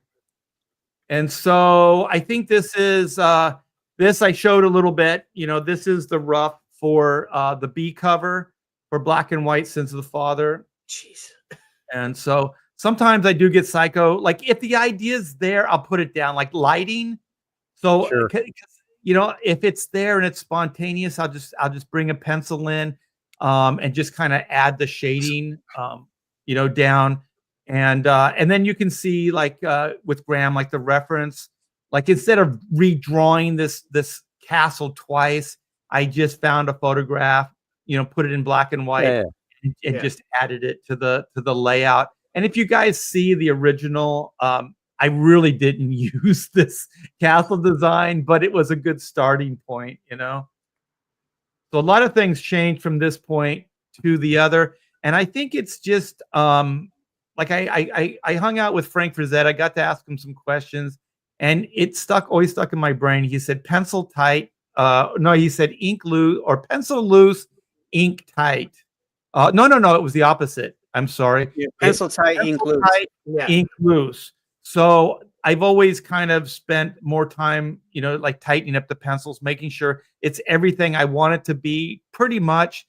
And then like, I feel like when I go to put this down on the board, like light box it, then I can alter it. Like I can change it. Like, obviously, like all these guys, the background, these zombies, they all have armor on now in the finished version and stuff like that. So there's always room, for like creative, inspiration and stuff. But I feel like if I get it out of my system in the layout, then it doesn't linger and bug me, during the finished part. Because it'll always stay there. If I don't creatively get it out of my whatever that is, if I don't get it out of my system, then it'll just bug me, and I'll eventually end up doing it anyways, at least trying it. So for me, it's like knowing yourself and trying to get the best work out of yourself. And so for me, it's better to try all these different ways before I take it to the board. Also, I don't quite have the advantage you guys have had because you've consistently, day in, day out for years, have done the one thing, pencils or whatever, storytelling. I haven't had that consistent. So I really don't have that dig down, that you guys might have. So for me, it is a lot of trial and error. And just one, well, I do have one more thing, but hang on. It looks like you have a lot of fun doing that, though.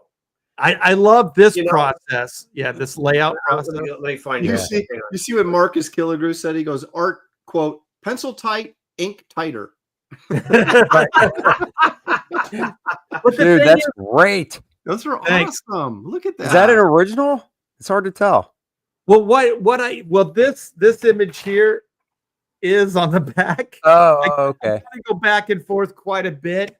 But this is a zero. Like I penciled this and then I Xeroxed it. And so then I kind of drew some of the stuff over the Xerox just so I'd always have the structure there to play with. So I could kind of play with things like digitally now you can do all this stuff in a heartbeat. But who's the guy on the top? Oh man, I love the dude in the middle. Yeah, the middle guy is one I like. Who's the guy on the top? This is an alternate version of Cheng, JC, that is in volume 1 and 2. He looks like a dick. He is a dick. Like the guy in the middle looks cool. The guy in the bottom looks like a bad guy. The guy on the top just looks like a dick. Mission accomplished. He is a dick. Yeah, this guy became Lord Fakin, so he's being used in the new series. And then this guy's an MI10 agent. His name's Mitchell. And his nickname is the Mole. So he's like a double agent. So I thought I'd play with like making him look more like a rodent. Looks like the lead singer to the Smithereens. And then of course I gotta promote this real quick. Oh, sorry. Oh, you're in promote Aaron? Yeah. No. So this is the book we're closing this month. So there's a lot of layouts and roughs in this. So these are rough layouts that I sent to the editor, for the finished Sheena Oh, cover. that's beautiful. And so I think I got the rough to your cover here, Billy. I can vouch for this book. I own a copy of it. It's fantastic. You guys make sure you get it. It is Oh, very thank you. inspiring. And so here is Yeah. the she cover, work in progress. So if you guys like a lot of the stuff we're talking about, this book has a ton of it. We're going to close it at the end of the month. So that's my plug right there. So thanks, guys. I know I went long. No, you're fine. No, you're You're fine. 100% fine. Graham's not here, so let's go to because Graham was sharing something. I don't know if that's something if we're going to pass, but in the meantime, we have a couple of super chats real quick. Again, Art, how many pages is that art book? Somebody's asking. It's 64. Okay. that's a lot. $2 super chat from White Guy McGee. Shout out, hail CG. I enjoy these conversations, as do we. Indeed. Yeah. Another super chat. This is £2. We got some euros, some Europeans or some Englishmen, some people from the UK. Thank you for that. Thanks for a drama-free stream, CG guys. Oh, we haven't gotten to the drama yet because it's an Art Thibert intervention today. Oh, Yeah. I thought we were going to do a dramatic reading from Shakespeare. Yes, I was prepared for that. No, I have to say thank you, Billy, because I'm a sexaholic. It doesn't matter, like 24/7. Like I got to get me some. I'm like a rabbit. I'm just. Oh my God! Did you guys see Andy? Dude, what you guys can't see that see really- is Art's dog is licking peanut butter off his nads right now. Oh, True. Did you see that really smoking hot woman model with Down syndrome? Yeah, I've seen her And did before. you see the one guy posted said, "I'm a chromosexual now"? Under the comments.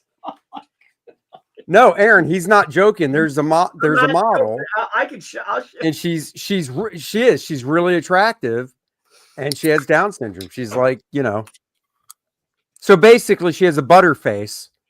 Everything's nice, butter face. But, Billy, why would you make me say that? Oh my God, you guys are horrible. I should read your scripts you want me to say online before I say them. Damn it. I like you guys say she's hot, and then it's like, but she's got a butter face. Oh, my What is it? Is she hot or is Can be she hot from here down. Oh, I know. All right, share my screen so I can show my rough. rough. Come on now. Yeah, Andy's got roughs. I may have to leave early. I don't feel well. Shut up. I think I sent it to Graham and Joe Jusko, and I'm like, Joe, you got to stop sending me this shit. And the girl, and Joe's like, I didn't send you that. He's like, really wrong, bro. You got to stop. Oh, I know exactly what you're talking I'll about. see if I can find Oh, Andy. If you okay. can find it. Let's share. All right, I'll look, but pull up my screen real quick so I can do the rough. Rich, jeez. Oh, Stop it. Stop it. God. Listen to glitch. you. Graham, what are you drinking? Oh, it's just a Pepsi Zero. Oh, okay. All right. Andy. I need some caffeine. Andy Smith. I know you're. I can't tell who's going to fall asleep faster, Graham or me, but we're both. Yeah. All right. We'll wrap it up. I'll Yeah, go well, real quick. yeah. So this is from DC stuff, and because I've got the finished pencils right after it, it was easy to find. So this is the Atom, Wonder Woman was in it. So this is my rough, where I did the thumbnail, which I don't have a scan of, right on the printed out script page, and the thumbnail is only like 2 inches tall. And then I would just take out the DC paper, rule the borders, and this is it. This is the initial rough. I start with panel 1, go all the way through to the last panel. You Xerox this. This is on Xerox paper? No, this is on DC board. Okay. No, I just draw right to the board. And you guys think I'm a psycho. This is tight ass shit. Well, these would be breakdowns if I was doing breakdowns and not full pencils. Oh, okay. So they're not roughs. They're more breakdowns. Okay. Yeah, but this is my. So after I do this, I go over the whole page with a kneaded eraser to wipe it away some, so it's a ghost image, and then I do the full pencils, and that's the full pencils too. Oh, sweet. So And how long do you take you to do a page? Those like are that? freaking tight. Yeah, they're super Yeah. tight. You have to ink those. this is just a day. This page was probably 6-7 hours. So From start to finish? but I tell you, my favorite part, when people ask what's your favorite part of the process, it's this.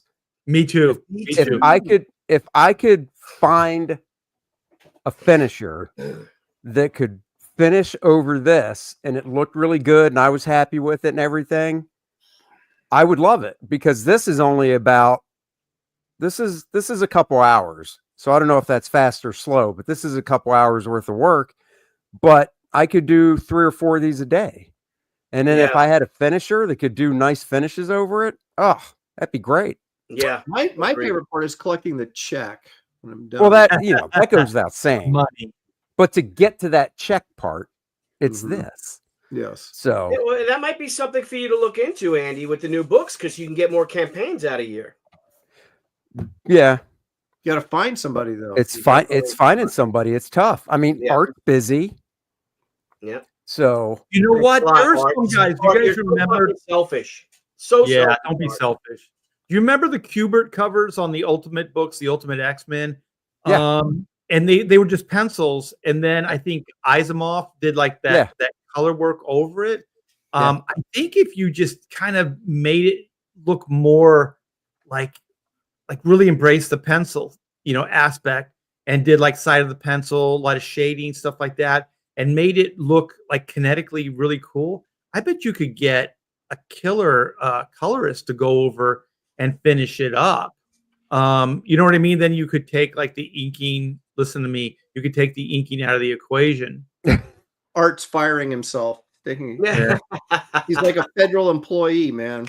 Out of there. and, I got and this is one of those things we could save for a different show. But when I do these perspective grids, every panel, not really in like Cordrath, unless there is some buildings and stuff, but where there's architecture, every panel starts with a perspective grid before I draw anything else. And I learned it back 20 years ago at CrossGen. I might have shown you, Aaron. It's a perspective grid without finding perspective points. So if anybody doesn't know how to do it, we can always do a show on that. Are That's a you talking great about show. how you like measure the increments on the side? You don't have to get your vanishing points, but you just Yeah, and you don't have to find actual points to go to. You know who was nuts was Paul Ryan. He would grid an entire page, like every panel he would grid in blue line, and then he would draw, buildings and the people and everything in it. But he would grid line every freaking panel that had backgrounds in it. That's Art what I Adams does the same. Art Adams Aaron, I does just the said same. that. Yeah. Yeah, And I was going to though. elaborate as well, because I've inked over him, and all that blue pencil is like wax, and it is harder than hell to ink over it. Yeah. So I hated that stuff. Well, that's if you use if you use the actual pencil that says non-photo blue, that's the waxy one. Right. Yeah.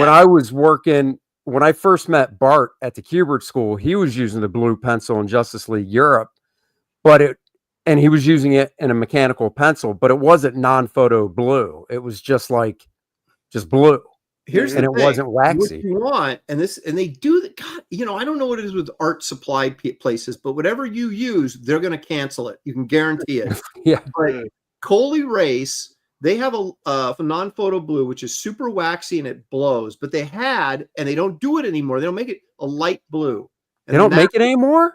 Nope. You can buy it in a set with the other colors, but you can't buy it separately. Oh, I used to use those. Me too. I bought a ton of boxes and I'm like on my last box. I'm really pissed. Have you tried the Coley Race red? Because I know some guys use red. Yeah, red works. I use red too.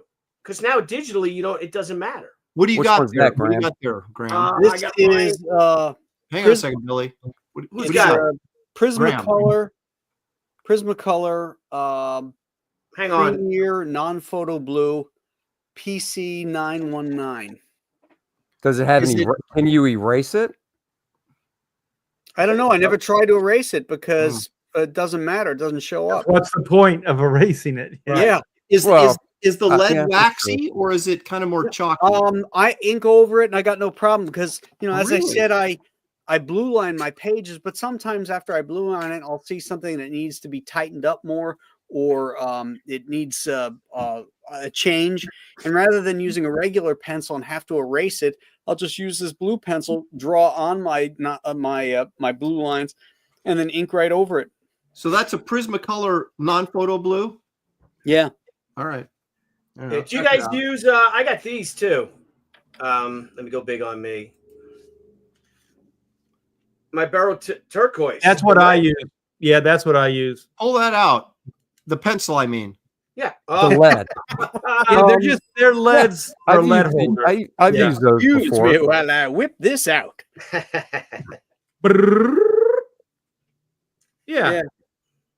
Put it in the lead holder. Yeah. Yeah. So it goes in these. Does it erase at all?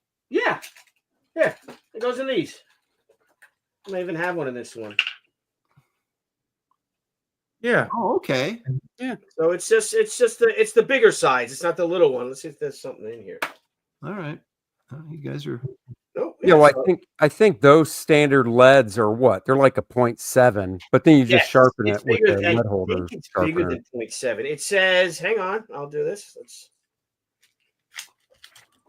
I don't know. It just says 1 dozen, number 2, 6. Whoop, hang on. Yeah, that's just the code for the. Yeah. Well, if anybody wants to order them, you go on eBay or Amazon or check them out. Those are 2, 3, barrel? 7, 6 non-photo blue, barrel 12. Barrel 12. Turquoise. Okay. Doesn't But say Aaron, do you non-photo have blue. the lead holder? It does for say the non-photo blue. Sure it does. Look. It does? Yeah. Yeah, it's non-photo blue. Oh, okay. Gotcha. I didn't see that there. 2, 3, Because it was 7, blurry. 6 non-photo blue. This looks like a starship, doesn't it? Kind of. Yeah. Little spaceshipy. Yeah. All right. I bet that could take the Enterprise. Oh, No. whoa. Wow. Graham, are you going to put up with that? I am not. I'm just I don't leaving. care what you guys. I still say the Death Star could take the Enterprise out because it's large and it's cool. Wow. Art, Andy probably thinks that the Borg ship, the mother Borg ship with that when it imploded and all never happened. Remember how emotional that was? Whatever. That with 7 and 9 and everything like that. How great that episode was. That's actually in Star Trek: The Next Generation, but that's a story for another day. Because Hey, so real quick, I got a question for everybody. We've all got a script that has a page that you're just like, I can't believe I'm getting paid to do this because of how fast and how easy it was. So, Billy, you've mostly written your own stuff. So you think about it. Graham, what was the fastest you've ever drawn one page, and what was on it that it was that, you know what I'm saying, made it that quick? I have no idea. Well, okay. I do. Aaron, I had a massive explosion. It was a splash page, and it was just smoke clouds and a little bit of debris. I mean, I finished it in like probably less than 2 hours. There you go. That's an easy one. Yeah. And I had a couple of those, but I remember this one. It was in I think it was in Justice League International. No. It was in the oh crap, I can't even remember. Convergence. One of the Convergence books I did. It was just like this massive explosion. And I was like, yeah, it took me 20 minutes. what about you, Art? I can't remember the writer's name. It was a long time ago. Was it Dan Mishkin? And it was 2 different writers. Gary and Coleman and Dan Mishkin? It was a Teen Titans Spotlight. I got hired to do pencils and inks, and I turned it in 6 weeks. And that script, I tell you, it was like it was pre-drawn. Like I was reading that, and then as I was breaking it down, they didn't give me specifics like right to left direction or like actual specific shots. But for some reason, all the fights, everything was almost like pre-choreographed. So when I read it, it was just boom, boom, boom. It felt like it was already drawn. And I still think that the layouts and the storytelling is pretty damn good. And I credit those guys. I wish I could remember their names, but they were quite good. So mine, Group could find that. Aaron, I got you beat. Was it mine? Art Was the Graham? splash page? Art. Billy, hang on. Yeah, Oh, sorry. mine was the splash page. I think it was from an issue of Quasar, so it's Mark Grunwald. It was a long shot of the planet Earth and the moon, but it was a long shot. So I literally took out a circle template. I did the Earth small, and I did the moon, tad bit smaller. BWS in the BWS, background for black with stars. Yeah, yeah. Did some scribbling on the earth for the for the continents and stuff. Yeah. I'm not kidding. That was a 10 page. minutes. 10 minutes. That was a page. That was it. Yeah. Wow. It was Dan Mishkin and Gary Cohn. Yeah, that's Oh, right. yeah, they I did asked was that Gary Blue Cohn in Michigan. Yeah. Yeah. Yeah, they wrote Blue Graham. Devil, I think. Yeah, Graham, you have something you're sharing. Are we sharing that or we passed that? We passed that already. All right. Okay, so I'll share my stuff. I go with I did find a great finisher who was supposed to be my inker, but he had submitted his pencils to me before he inked it to tighten it up, and I loved it. And I'm like, let's go with that because Brian Miller is our colorist, and I love what Brian does going directly from pencils to colors. It adds a nice watercolor look to it, and it kind of just works with she. And I've been doing it for a long time, and it works. So my roughs are like they vary on, and I'll just share my roughs. So let's and I didn't want to go after art, so that's why I put you, Andy, in between. Oh, dude, your roughs are great. I got that. Yeah, they are. What was the last campaign you did where you put out the she book with the roughs? Yeah, she's I a got core. that. Yep. Yeah, that's great. I love that. Oh, God Yeah. bless. Thank you. So here's my roughs right here. Gorgeous, man. It's pretty tight. Yeah. It's all there, man. Really? Oh, yeah. You guys stop. So it's basically Anna and her daughter. Then I got, because I did two of these in one day. So I got lazy on this one. This is Anna speaking to her daughter. This is how basically Gatecrasher starts, and it goes to colors. We're going to say, oh, hang on. What the devil did I Wait do? a second. Was that some Gatecrasher stuff? I That's think you said Gatecrasher. Gatecrasher. I did not say Gatecrasher. You said gay crasher. Gatecrasher, yeah, Gatecrasher. Stop it. I did not. Oh, my bad. Okay. You didn't say gay crasher. You said gay basher. Come on, guys. Gay basher. Clean your Okay. ears Oh out. my God. All right, let me share my page. Hang on. Golly. Didn't say gay crasher. You just said it. All right, Clip- so here's somebody clip here's that. my rough for the. Oh, wait a minute. Oh, hey. Wait a minute. How do we get that? Let's get that. Billy's always got that one chambered. Yeah, In more ways than one. Always keyed up. Oh, hello, nice. All right, let's go. All right, here we go. So, come on, it's gotta be fun. Let's have some fun here, chaps. All right. So, again, here's my continuation of it with it. Working with him with Leandro is that Leandro loves perspective, and so I'm like, he's like, I got it. I'm like, I'm just gonna rough these out. Can you do all the perspective and everything? And he's like, sure. So then we have some fun. So Anna falls asleep with a bunch of comic books, and now she's floating through sort of a comic book time. You know, as I see this stuff, Billy, I can't help but think when you were in fabric school, how many times did you go to the girls and go, could you model for me? I got this where she's laying on the bed, and would you help me out here? Can I get your hair has to be out and flowing? Yeah, Oh my come God, on. you kidding me? Billy, this was like a regular occurrence, wasn't it? Dude, I would go to Debbie, posed to me, or Angie, my girlfriend before her, and stuff a lot. And but man, I'd be drawing like, can I draw you? And they like, can you pose for me? My friend Elise would do it all the time, who created the Amazing Race, and now she's a multi-millionaire and 11-time Emmy Award winner. And she's like, sure. I'm like, Elise, I got this dress that I would get to do a job or something, because I was working at the time too. And I've got these gorgeous pictures of these girls. Yeah, those were the days, weren't they? All right, so I got so basically I vary of how interested I'm in something. So here is, and then I'll cheat though. So here she wakes up in 1939. These aren't roughs, though. These aren't roughs. Are these roughs?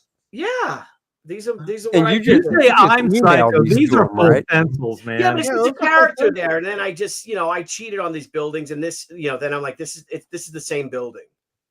Well, it's not cheating. It's the same thing. Well, sort of, but then I get real rough. I get real loose, like with then. Oh, dang it! Will you stop showing us your messages? Stop! You stop it with the game picture.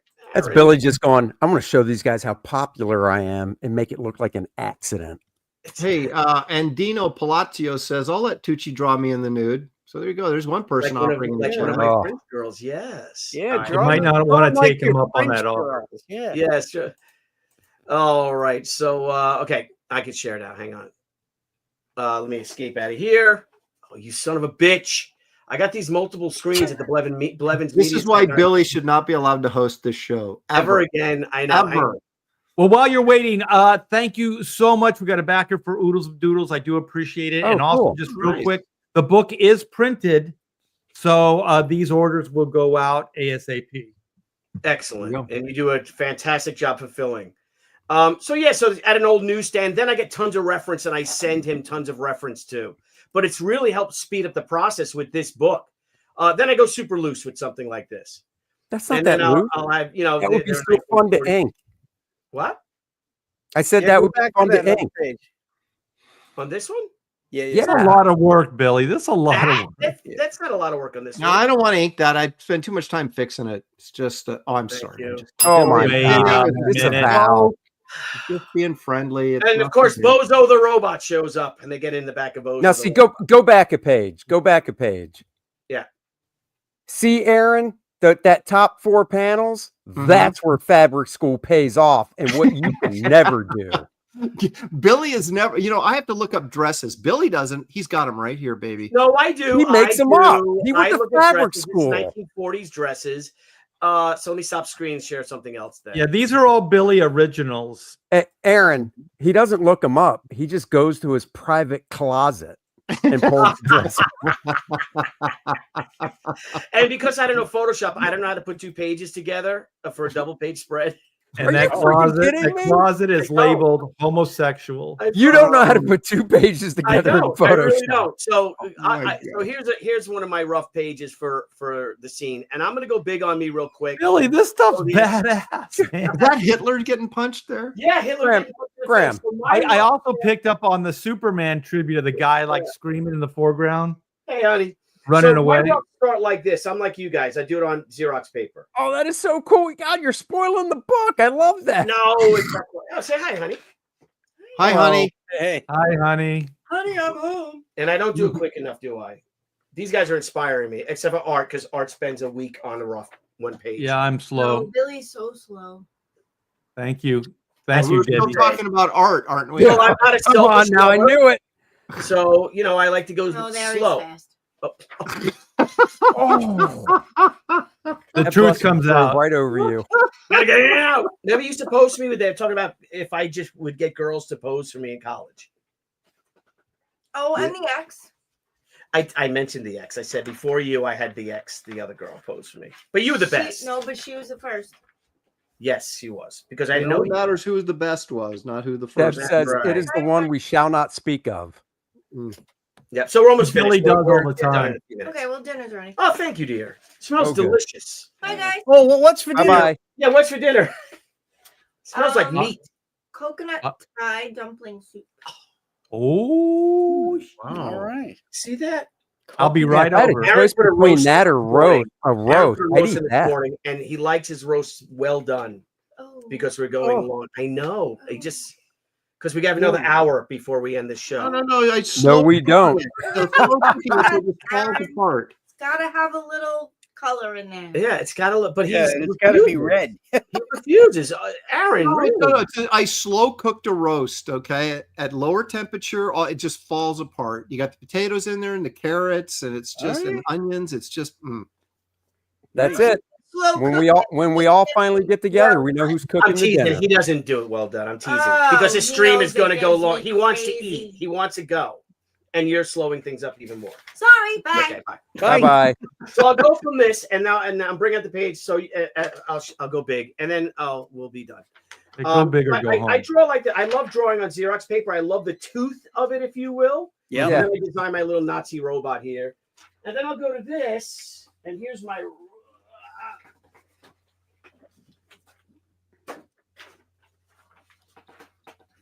Because again, I don't know how to put it together. So then I do that. So there's a parachute that's caught on his head because they land on his head. That's great. So I got that's Black Terror punching out old Uncle Adolf. Nice. Yeah. And then I'm like, this is a U-boat down there. So if I got Miss Fury here, the original Daredevil, and then these Brooklyn giant Bridge. robots coming towards the Brooklyn Bridge, and he's ripping the bridge apart. And then Leandra came in and really did a beautiful job on this part with the building, just tearing the building to pieces. So Nice. Billy's not afraid to work and put a lot in these pages. Look at yeah, that. that like within robots are easy. Because I'm like, well, I might as well just keep drawing it. I know, and Jeff Vaughn's like, you should just send that for color. Let's move on. But then Leandro does a beautiful job with it. So they fight some Nazi robots because in She Gatecrasher, she goes through various times and things like that. Yes, there is it's not a dirigible, it's an airship.